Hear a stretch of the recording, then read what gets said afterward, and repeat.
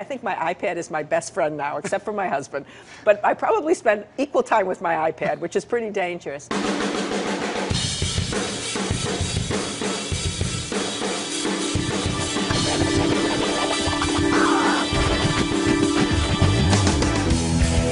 They consume me. I mean, there's sometimes like I'm rushing through dinner to get home to like watch the episode. And thank God for TiVo because I can watch it later. Yeah. So in many ways, I think it's never been a better time for somebody who wants to make content. Because if you're a producer or a director or an actor and you want to make something, you can do it. When I was growing up, the only way that I could make a movie or a television show was to get somebody to give me the money. Today, if you're a young filmmaker, you take your iPhone and you can go shoot anything you want. And then you can put it on YouTube or wherever you want, and you can be discovered. So where does that leave the studio business? Oh, they'll be fine. They'll be fine. By making franchise after franchise? Well, or? yes. And still, as we all know, there was La La Land and Moonlight. There's still really good movies being made by the studios. They will continue because you can't go out and make a big special effects-driven movie by yourself. And you can't go out and make these big tentpoles. And some of the character movies are still being made by the studios, though I have to say, television has taken that over. Well, I binge-watched Billions. I binge-watching Fargo. I binge-watched Homeland. I binge-watched a lot. I loved, I think it's called Big Little Lies, the Reese Witherspoon stuff. I just adored it. I thought it was brilliant. I mean, I could be up here all day because I love The Boss, which was a while ago, which is one of my favorite things that nobody else saw. I love The Young Pope. I mean, to me, I look at my iPad and I like, and then this terrible thing, you know, I love books too, but it's like on my iPad I have both. And sometimes I have to say I'm more behind on my books because I love binge watching. But that should not happen. Everybody should read this book. Do you think it's weird when someone like Jeff Bezos is thanked at an award show? Not at all. I mean, he took the risk. He's a disruptor. They're making terrific movies, and they're spending a lot of money.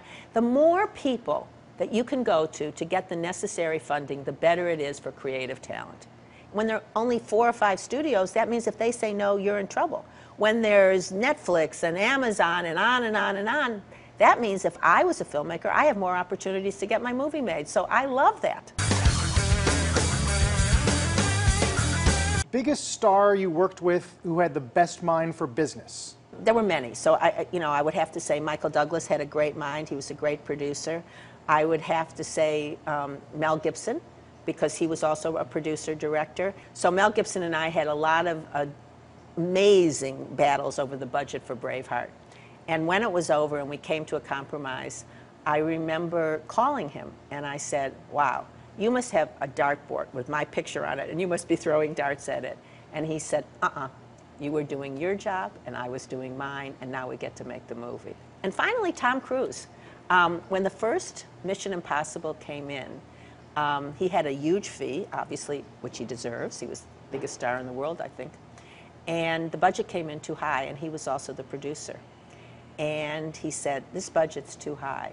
And he understood the problems of the studio, and he said, "I'm forfeiting my fee. I'll take a piece of the gross instead." And he turned to the director, who ironically was Brian De Palma at the time, and a brilliant director, and he said, "Okay, what are you going to do now?" And they cut it down to a reasonable cost and didn't hurt the movie. It was a giant film and continues to be a huge franchise.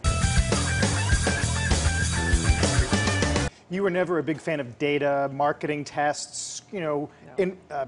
Empirical numbers coming out of screenings, but these new studios like Amazon and Netflix have tons of data. But they're doing great, so I'm not saying I'm right. Right.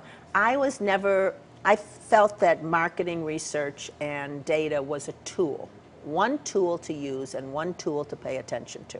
There's times when I would look at a screening and I would look at what the audience said, many times.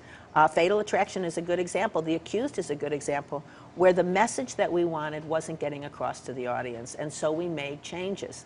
We re-edited The Accused and we shot a new ending for Fatal Attraction. And the studio movies, I can give you many, many examples where that happened. But I felt it was a tool.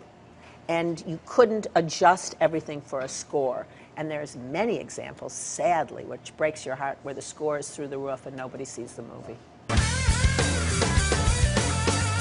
How did you manage to be so tough and yet not fall into this cliche that women often fall into, of the hard-charging female executive, right? Who grates on people? So I don't like to think that I was tough. I like to think that I was honest and I was direct. And I think that if you're honest and direct, that's a lot different than being tough. I was never cruel, and I never thought I had all the answers. So one of the things that I think helped me is that I was a producer before.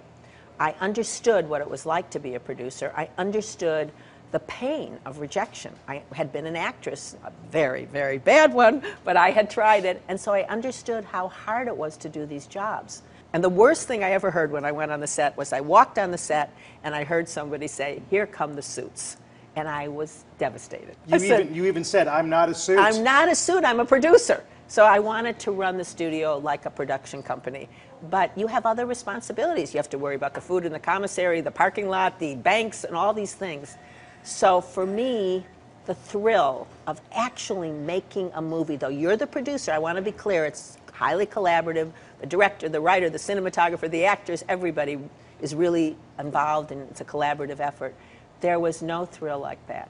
There really wasn't. You're talking about the financial pressures and the creative tug.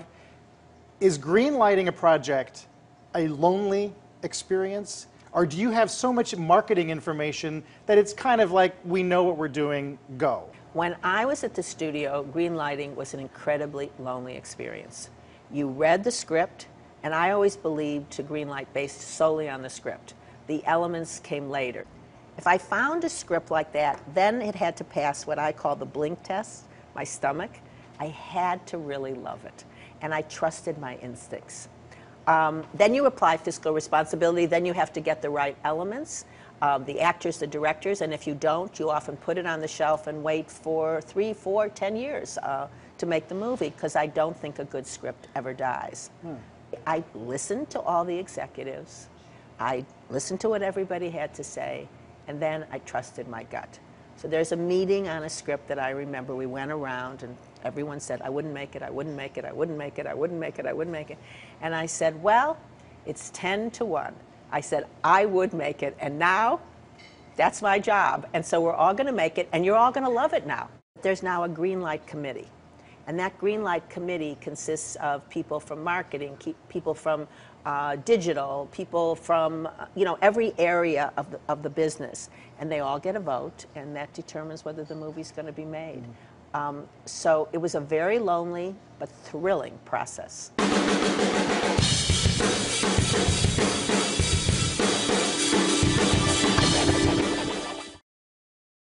Hey CNBC fans, I'm Carl Quintanilla. Thanks for watching CNBC's Binge on YouTube.